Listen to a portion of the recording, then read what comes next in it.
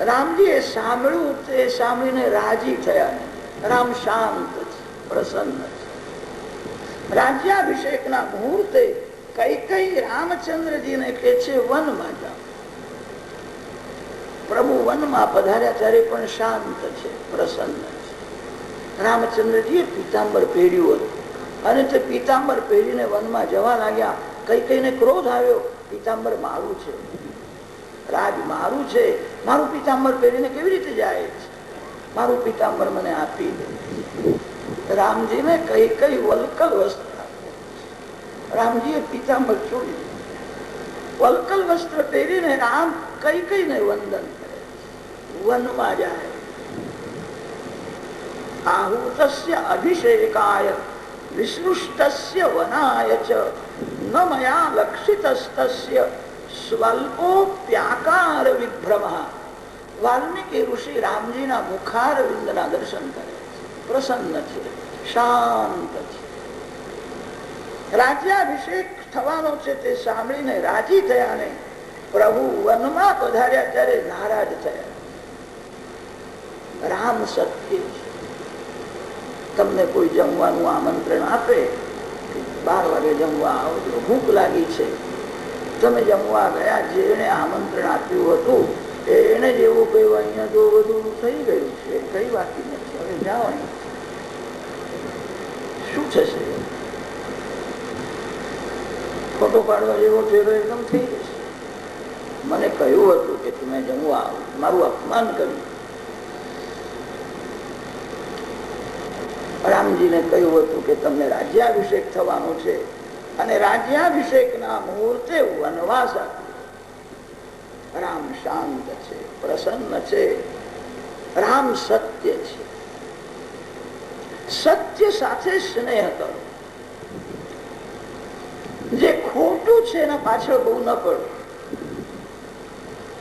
માનવ દુઃખી થાય છે એનું એ જ કારણ છે જે ખોટું છે એના પાછળ પડે છે. જે ખોટું છે એની સાથે પ્રેમ કરે છે. સત્ય એક પરમાત્મા નારાયણ છે. ભગવાન શંકર સત્ય છે. સત્યમ શિવમ સુંદરમ. સમુદ્રનું મંથન કર્યું, સમુદ્રમાંથી અમૃત નીકળ્યું. બધા દેવો ઉતાવળમાં અમૃત પી ગયા. હું રહી ન જઉં.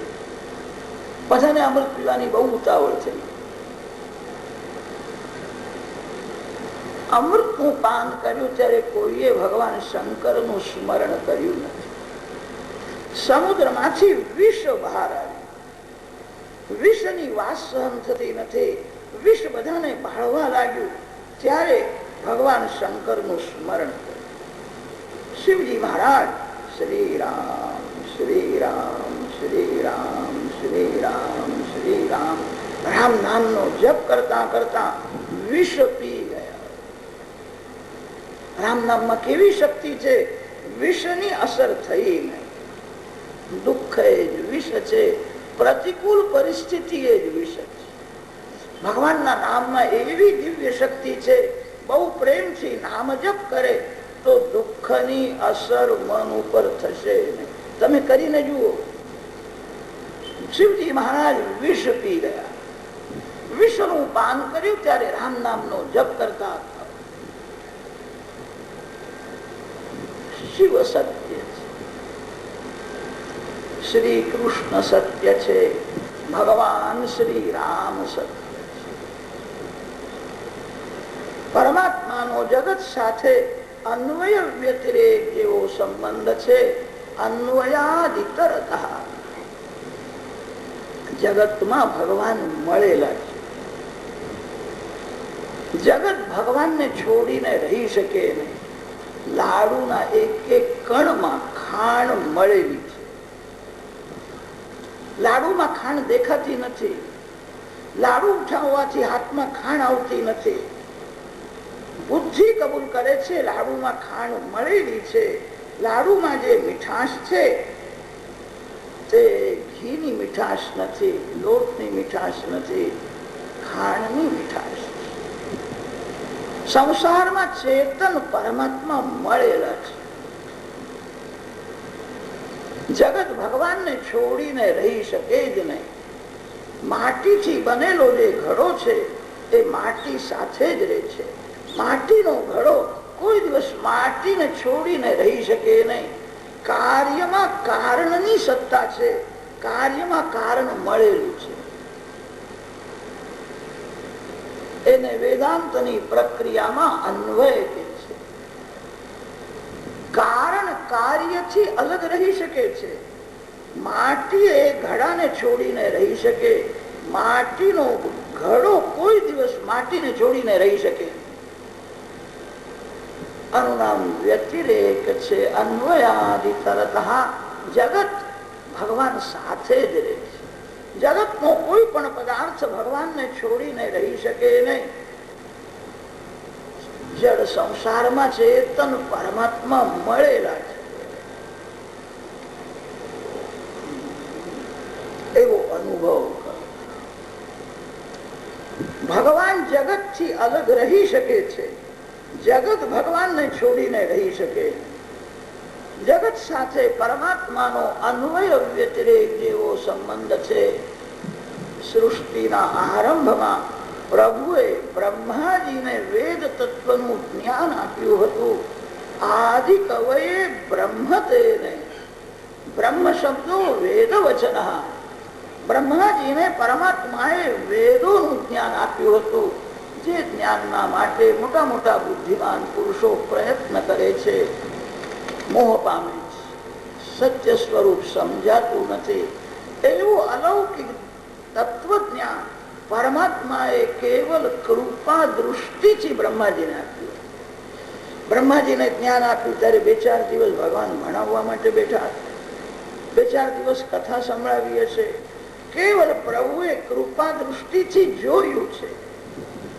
ભગવાનના આંખમાં જ જ્ઞાન છે.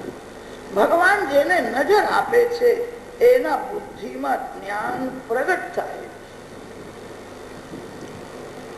સૂરયઃ અપિ યત્ર મુહ્યંતિ, એવું અલૌકિક તત્વજ્ઞાન બ્રહ્માજીને આપનાર આદિ નારાયણ પરમાત્માનું અમે ધ્યાન કરીએ. ધીમહિ ધ્યાયેમ, ધ્યાયતે લિંગી છાંદસમ, બહુવચનમ શિષ્યાભિપ્રાય. બહુવચન છે. વ્યાસજી એકલા ધ્યાન કરતા નથી, વ્યાસજીએ શિષ્યોને આજ્ઞા કરી. આપણે બધા વ્યાસ નારાયણના શિષ્યો છીએ. વ્યાસ નારાયણ જગત ગુરુ છે. બધા સંતોએ વ્યાસજીના ચરણમાં પ્રણામ કર્યા છે. સંતો એવું બોલે છે અમે વ્યાસજીનું એઠું કહીએ છીએ, અમારું કઈ નથી. વ્યાસ નારાયણ જે બોલ્યા છે એ જ અમે બોલીએ. વ્યાસો શિષ્ટમ જગત સર્વમ, વ્યાસ નારાયણ બધાના સદગુરુ છે. આપણે બધા વ્યાસજીના શિષ્યો છીએ. ગુરુ પૂર્ણિમાના દિવસે પ્રથમ વ્યાસજીની પૂજા થાય, પછી ગુરુદેવની પૂજા થાય. સંતોના સદગુરુ વ્યાસ મહર્ષિ.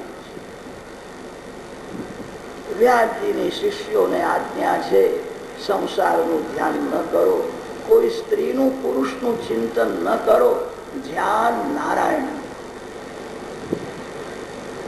મંગલાચરણનો થોડો ભાવાર્થ વર્ણન કર્યો. બીજા શ્લોકમાં ભાગવતની પ્રસ્તાવના કરી.